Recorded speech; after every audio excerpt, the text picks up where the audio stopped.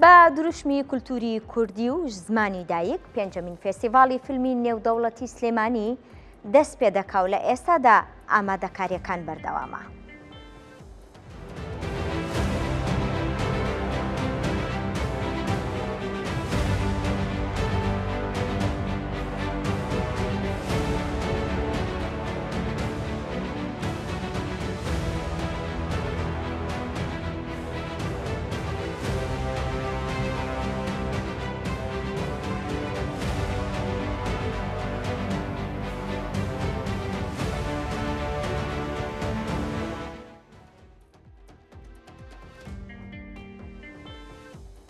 بۆ قسەکردنی زیاتر دەربارەی پێنجەمین فێستیڤاڵی فیلمی نێودەوڵەتی سلێمانی میوانداری فواد جەلالمان کردووە کە بەڕێزیان سەرپەرشتیاری فێستیڤاڵن یاخۆت بەڕێوبەری فێستیڤاڵن.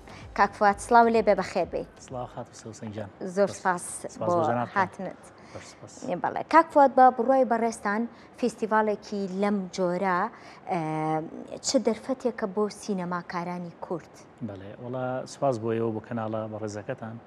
بێگومان فستیڤال گرنگی خۆی هەیە، هەمیشە پەیامێکە نامەیەکە کە گرنگە بە تایبەتی بۆ ئێمەی کورد کە ئێمە زۆر نییە ئاشناین بە سینەما بەڕاستی.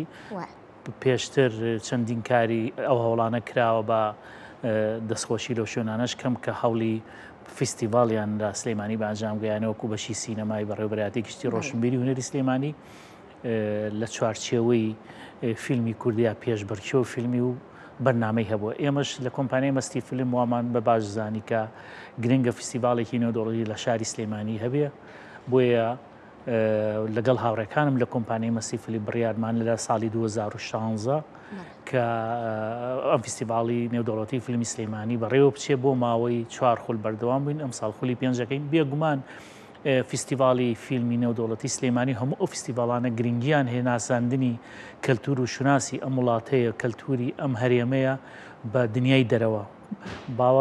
من لەو باوەڕێیان و هەر ئەبێ واش بێ ئەوەی لە ڕێی فیلم و سینەماوە ئەگاتە دەرەوەی ئەم هەرێمە تەنها ڕێگا چارە سەر لە ئێستاە سینەمایە کە بتوانێت ئەو پەیام و نامەیە کە بیگوێزێتەوە بە ئەمانەتەوە بۆ دنیای دەرەوە کە فستیڤاڵیش گرنگیەکەی ئەمەیە.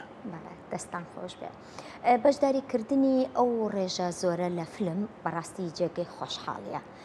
ئەمەیە بزانم لە ئێستادا بە چ میکانیزمێکا تێدەپەڕێت و لە چەند بەش پێکاتەوە فێستیڤاڵەکەتان؟ بەڵێ ئێمە وەکو پێشتر هەر لەم کەناڵە بەڕێزەوە ئاماژەم پیاوە ئێمە لە 7 بەش پێکاتەوە.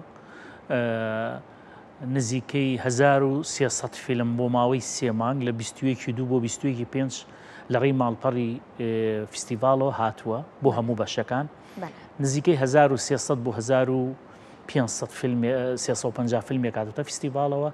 لە فلتەری یەکەمە فلتەریان کردووە کە بزانین ئەم مەرجویاسیانی کە ئێمە هەمانە لە فستیڤاڵە وەکو ئەم فیلمە لە یوتیوب و سۆشیال میدیا بڵانەوە بێتەوە بۆ فیلمە کوردیەکان 23 و 24 و 2025 بێ، بۆ نێودەوڵەتیەکان 2024 و 2025 بێ. ماوەکەی لە دیکۆمنت لە 25 دقیقە زیاتر نەبێ، عەفو کورتە فیلم دیکۆمنت لە 40 دقیقە زیاتر نەبێ. ئەم مەرجانەی بەسەر ئاسەپێندرێ ئەو ستافە سەیری ئەویان کرد لە کۆی تەمەن ئەم 1300 و قسوور فیلمە هەر هەمووی ئیمێڵ چۆ بۆ سینەماکاران کە فیلمەکانیان گەیشتە فستیڤاڵ و لە ئێستاە نزیکەی 450 فیلم هەڵبژێراوە چۆ بۆ لیژنەی هەڵبژاردننی فیلم بۆ سەلەکشن.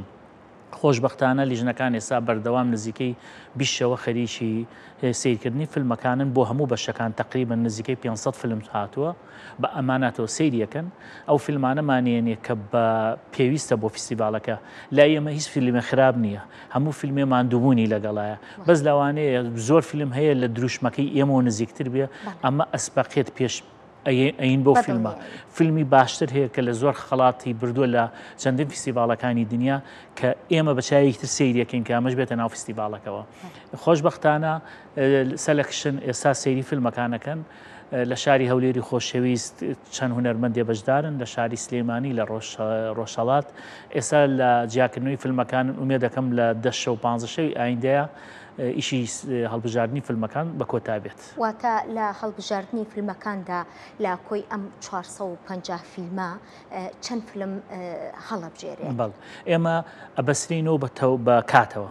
ئێمە بۆ نمونەوە وامان بڕیاداوە لە سعات دوای نێڕۆ فیلم نمایشکەین بۆ ماوەی 5 ڕۆژ لە شاری سلێمانی لە 5 هەڵ هەر ڕۆژی 8 ساعت فیلم نمایشکەین ئەمەش ساعتە زەربی 5 ئەەکەین ئەکاتە چل زەربی 5 ڕۆژەکەی یەکەی کاتە 200 ساعت ئەم 200 ساعتەی ئمە دابەژەکەین بەسە فیلمەکانەوە بزانین ئەوە بەڕێوبەری پرۆگرامینە و کاتە بڕیارەیە کە چەند فیلم نمایش کرێ بەس ئەوەی کە سەیری ماوەی فیلمەکانەکەین ئێمە نزیکەی 100 بۆ 120 فیلم احتیمالە لە فستیڤاڵی فیلمی نێودۆڵی سلێمانی لە هەموو بەشەکانە نمایش کرێ ئەوەشمان بیر نەچێ ئێمە بەیانیانی چالاکیمانەیە لە فستیڤالەکە سیمینار و مان هەیە لەسەر ئەم کەلتور و کەلتوری کوردی زمانی دایک کە چەند گرنگە بەیانیانی شەر چالاکیمانەیە چالاکی ترمانەیە میوانەکانە بەینی دەرۆ سلەیمانی و ئەو شوێنە کەلتوری و ئەسەریانیان پیشانەین کە لە هەرێمی کوردستانە هەیە هەتاکو بتوانن ئەو سینەماکارانە ئەو پرۆدەکشنانە بەرهەمێنانە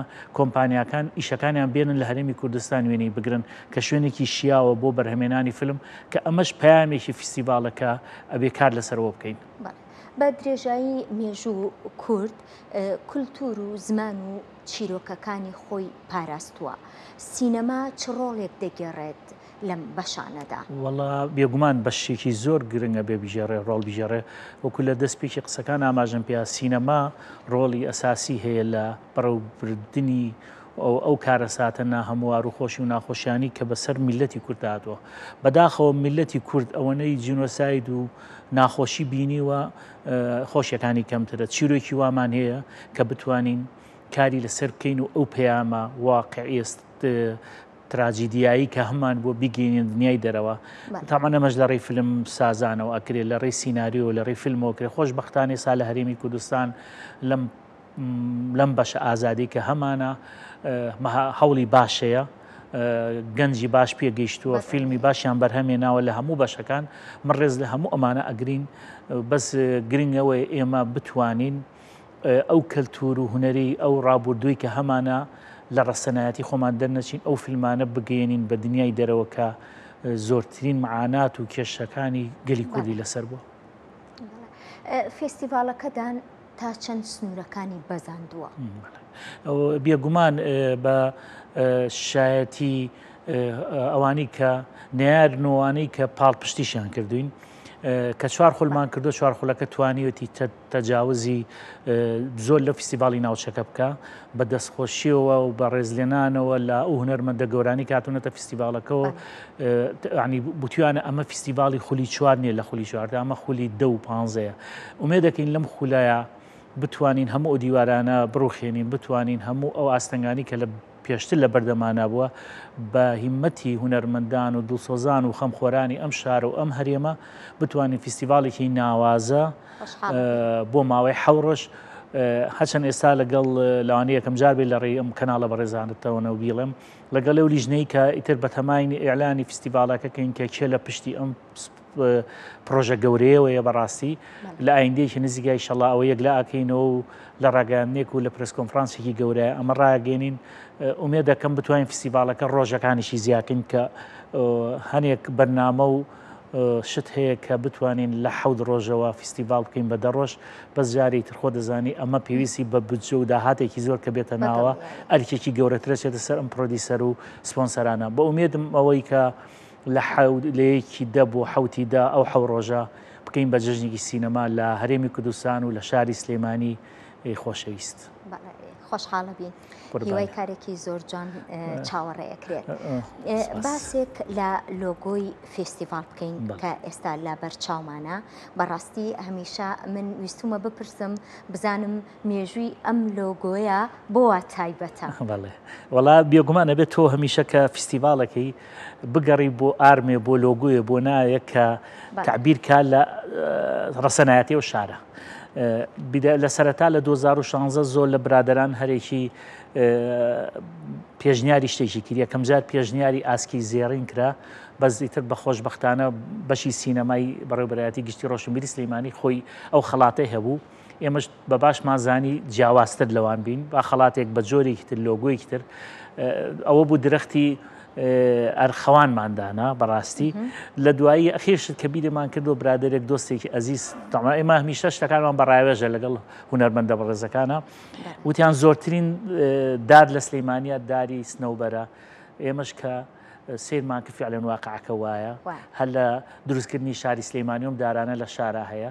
بۆیە ئێمە ئەمەمان کرد بە سمبولی فستیڤالەکەمان و وەزام لە منتیقی خۆمان ئەمە مازووی پێڵێن، لە زۆر شوێنی تر سەروی پێڵێن، هەرێکی ناویش پێڵە، بەزیتر ئەمە بەری دارسنەوبەرە و لەو مانگەشا کە ئێمە فستیڤالەکەین لە مانگی دەیە زۆر لەم مازوانە ئەکەونە سەر ئەرزەکە.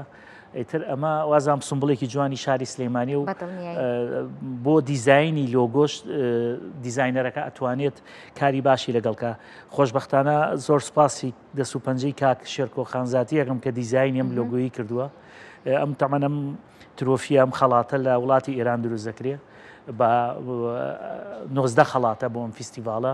تبزانین کێ بە ساحێبی ئەم خەڵاتە ئیشەڵا لە فستیڤالە ئەیبینین ڕۆژانی فستیڤال. واتە 19 خەڵات ئامادە کراوە بۆ 19 سینەماکار. بەڵێ 19 خەڵاتمان هەیە، حوتی بۆ فیلمی درێژ و باقیەکەشی بۆ بەشەکانی ترە.